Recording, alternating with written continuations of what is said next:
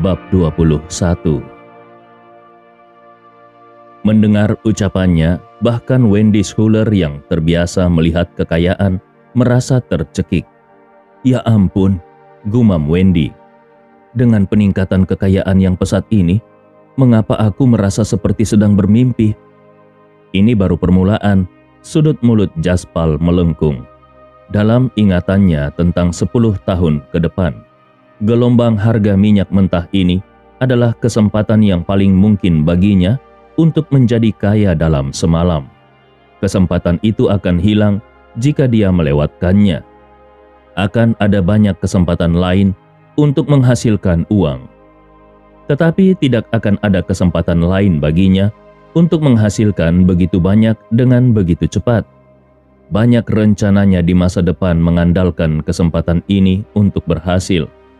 Omong-omong, dia harus berterima kasih kepada Hughes Lewis untuk 50 juta. Kalau tidak, Jaspal tetap bisa mendapatkan uang, tapi tidak sebanyak itu. Berita yang terus meningkat segera menghantam pasar internasional seperti angin puting beliung, dan kepanikan semua orang secara langsung tercermin di pasar berjangka. Harga yang meroket dalam waktu singkat membutakan banyak orang.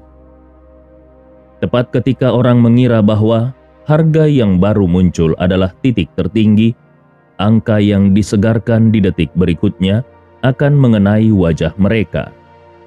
Semua orang berteriak dengan panik, tetapi hanya sedikit orang yang berani memasuki usaha pada saat ini karena mereka takut wahana roller coaster akan jatuh dengan cepat di detik berikutnya. Modal internasional melonjak dengan cepat ketika predator keuangan yang tak terhitung jumlahnya bergegas ke pasar seperti hiu yang mencium bau darah. Akibatnya, situasi langka muncul dalam sejarah seluruh pasar berjangka minyak mentah internasional. Hanya ada permintaan beli, tidak ada permintaan jual. Semua kontrak di pasar direnggut dan terjual habis. Tidak ada transaksi di pasar aktif.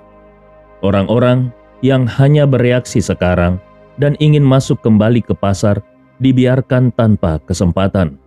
Tidak peduli uangnya, tidak ada orang bodoh yang akan menjual minyak mentah di tangan mereka. Ini adalah angsa yang benar-benar bisa bertelur emas. Dalam peristiwa ini, pemain terbesar tentu saja adalah unit-unit nasional yang menguasai dunia, disusul oleh oligarki dan konsorsium keuangan tersebut. Investor retail seperti Jaspal adalah salah satu dari jenis dan harus sangat mencolok. Hanya saja tidak ada yang akan mengetahui bahwa pemuda seperti itu diam-diam meletakkan batu bata di titik terendah. Sebagai investasi strategis, minyak mentah memiliki arti praktis yang besar. Setiap negara dengan panik bersaing untuk mendapatkan minyak mentah yang tersisa di pasar. Bagi negara, uang bukanlah masalah. Mereka lebih peduli tentang signifikansi strategisnya. Dengan demikian, dalam situasi permintaan yang sangat kuat, harga minyak mentah berjangka naik ke harga yang menakutkan, $58. Waktu lokal saat ini adalah jam 2.00. Karena perbedaan waktu, pasar berjangka adalah pagi hari ketiga.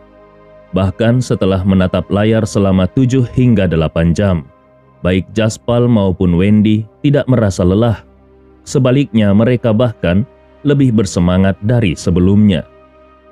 Wendy yang telah membujuknya untuk menyerah sebelumnya, sekarang lebih bersemangat daripada siapapun. Naik, naik, terus naik. Naik $0,1 lagi.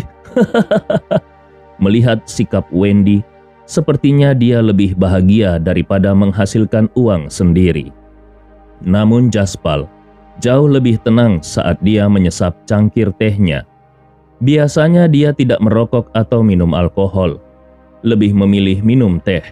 Itu karena dia merasa bahwa tembakau dan alkohol akan mematikan pikiran orang. Akhirnya, ketika harga minyak mentah mencapai $59, Jaspal memilih untuk menjual semua minyak mentah yang ada di tangannya. Bab 22. Harga minyak mentah tertinggi dalam sejarah adalah $59. Setelah ini, sebagai toko dikdaya terkuat mengumumkan rilis beberapa persediaan minyak mentah, harga minyak mentah akan mulai surut. Jadi ini adalah waktu yang tepat untuk menarik sementara keadaan baik. Ketika pasar paling aktif dan pesanan volume besar Jaspal 11.400 terdaftar, itu segera menimbulkan reaksi dari pasar.